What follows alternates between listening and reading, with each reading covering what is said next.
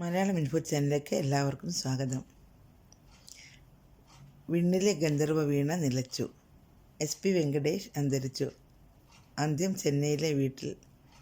നെഞ്ചുവേദനയെ തുടർന്ന് ചെന്നൈയിലെ സ്വന്തം വീട്ടിൽ തന്നെ കുഴഞ്ഞു വീഴുകയായിരുന്നു അദ്ദേഹം. 70 വയസ്സായിരുന്നു. സംഗീത സംവിധായകൻ വിജയഭാസ്കറിനൊപ്പം 1971 ഗിറ്റാറിസ്റ്റായിട്ടാണ് അദ്ദേഹം അരങ്ങേറ്റം കുറിച്ചത്. നിരവധി ചിത്രങ്ങൾക്ക് അദ്ദേഹം സംഗീത സംവിധാനം നൽകി. 1975 കന്നഡ സിനിമകളിൽ അസിസ്റ്റന്റ് മ്യൂസിക് ഡയറക്ടറായി നിലയുറപ്പിച്ചു. 1981 പ്രേമയുദ്ധ എന്ന തെലുങ്ക് സിനിമയിലൂടെ അദ്ദേഹം സംഗീത സംവിധായകനാകുന്നത്. 1986 മലയാള സിനിമയിൽ അദ്ദേഹം അരങ്ങേറ്റം നടത്തി.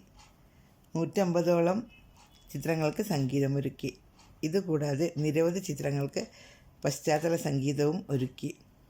മലയാള സിനിമയിൽ രാഘവൻ മാസ്റ്റർ ഉൾപ്പെടെയുള്ള സംഗീത സംവിധായകർക്കൊപ്പം വെങ്കടേഷ് മാൻഡലിൻ വായിച്ചും അസിസ്റ്റന്റ് മ്യൂസിക് ഡയറക്ടറായും പ്രവർത്തിച്ചു.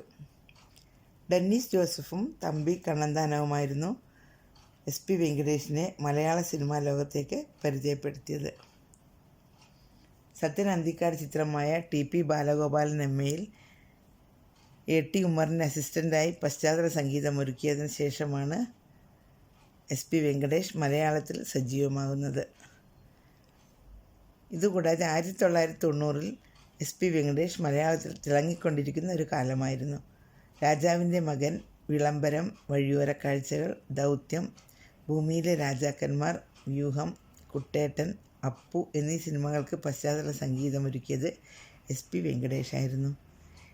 ഇതുകൂടാതെ മഹായാനം, നാടോടി, കാഴ്ചക്കപ്പുറം, എന്നോടിഷ്ടം കൂടാമോ, കിലുക്കം, ജോണി വാക്കർ, ദേവാസുരം, ധ്രുവം, വാത്സല്യം, പൈതൃകം, സൈന്യം, സോപാനം, മിന്നാരം, മന്നാർ മത്തായി സ്പീക്കിംഗ്, മാന്ത്രികം, സ്ഫടികം എന്നീ അനേകം ചിത്രങ്ങൾ